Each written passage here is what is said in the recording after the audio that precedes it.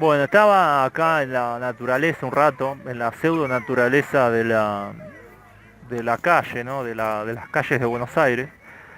Y se me ocurrió, bueno, hablar un poco del tema del ecocapitalismo, del capitalismo verde, de todas estas ideas que están dando vuelta en los centros de poder en gran parte, que tienen que ver con cómo hacer compatible el sistema capitalista y la ecología, algo que parecería estar en las antípodas. ¿Y esto por qué estarían en las antípodas? Porque el capitalismo se caracterizó por ser altamente contaminante, podríamos decir.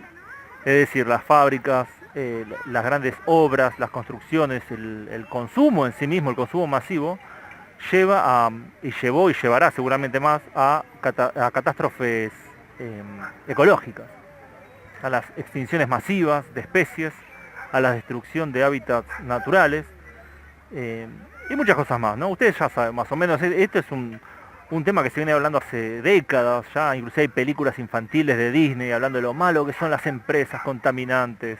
Yo me acuerdo también inclusive del Capitán Planeta, ¿no? Que nos hablaba de cómo hay que proteger al planeta y generalmente también en contra de estas grandes empresas contaminantes. Entonces podemos ver que se viene prefigurando, se viene configurando una visión ideológica sobre lo malo que es eso.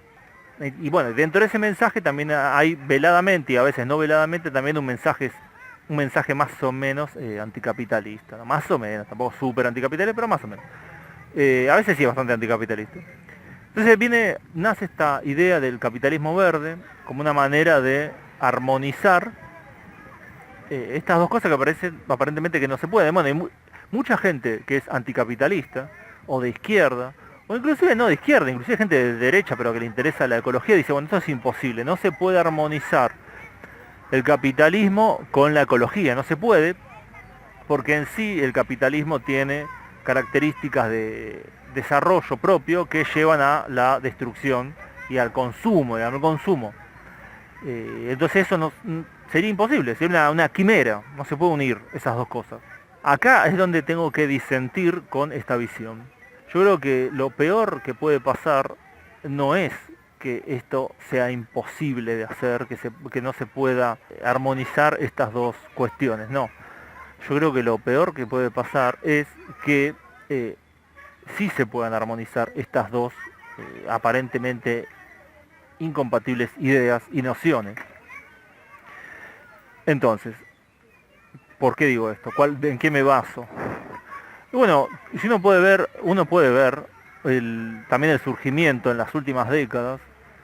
Ya desde antes había algunas cuestiones, pero en las últimas décadas se hizo como mucho más claro el surgimiento de este bando, de esta ideología que uno podría llamar, que sería el tándem ecologismo, feminismo, que lo podríamos poner bajo el nombre de la idea de Gaia, ¿no? La idea de la Tierra como un ser pensante, la idea de que el ser humano es una plaga en la Tierra, la idea bueno, de querer conservar a la supuesta armonía terrestre y que, bueno, en esta búsqueda de volver a esta armonía, el principal obstáculo sería justamente el ser humano en sí, aunque bueno, hay matices, algunos dicen el ser humano en sí, otros dicen, bueno, no, algunas actitudes humanas, algunas cuestiones humanas que pueden cambiarse. Entonces, bueno, también ahí podríamos meter al veganismo como una idea de, bueno, no vamos a dejar de destruir a estos seres vivos para, eh, bueno, justamente, para que no haya ese sufrimiento animal y ver a los animales como parte de esta armonía terrestre.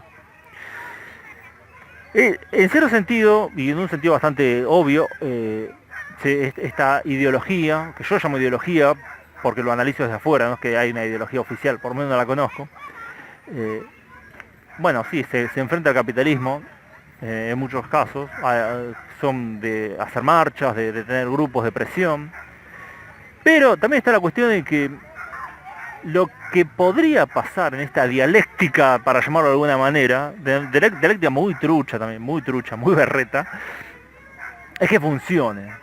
Es que el capitalismo verde funcione. Y ahí sí habría un, una confluencia de catástrofes, porque si uno toma ambas ideologías, a pesar de que parecen ser contrapuestas, tienen puntos en común, como por ejemplo ver al ser humano como algo descartable, algo reemplazable.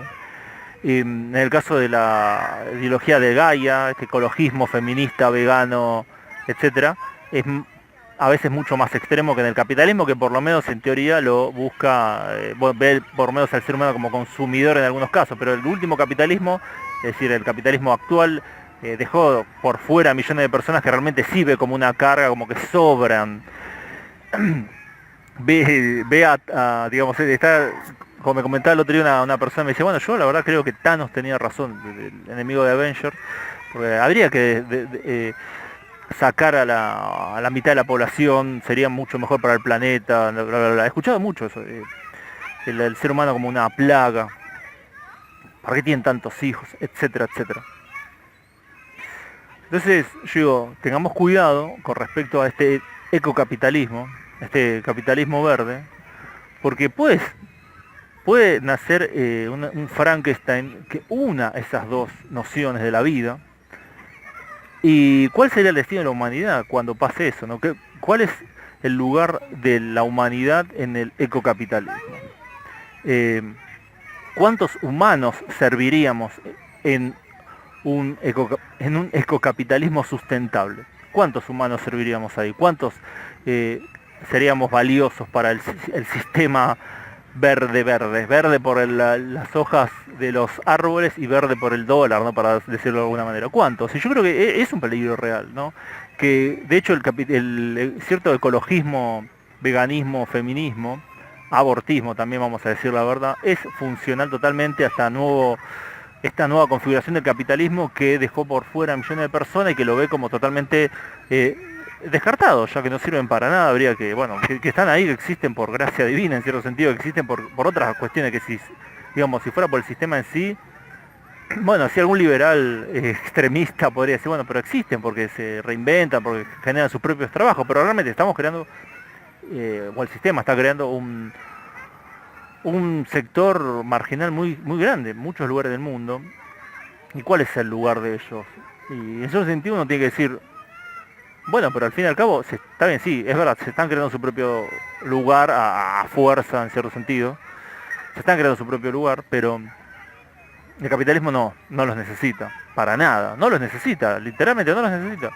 Eh, ya entramos en un juego del capitalismo que necesita consumidores, pero no necesita tantos consumidores, no es que estamos en una época expansiva donde bueno la población creciente es algo es visto como algo bueno, porque si fuera así entonces los países que más crecen serían los que, bueno, las grandes empresas capitalistas irían a buscar inversión, irían a poner inversiones, como diría, bueno, Níger, o República Centroafricana, algún país así, y la verdad que no es el caso, sino todo lo contrario, países donde la tasa de natalidad viene cayendo o realmente están por debajo de lo que se necesita para reemplazar a las generaciones, como por ejemplo China, o Occidente, o Japón, están a la cabeza de las inversiones globales.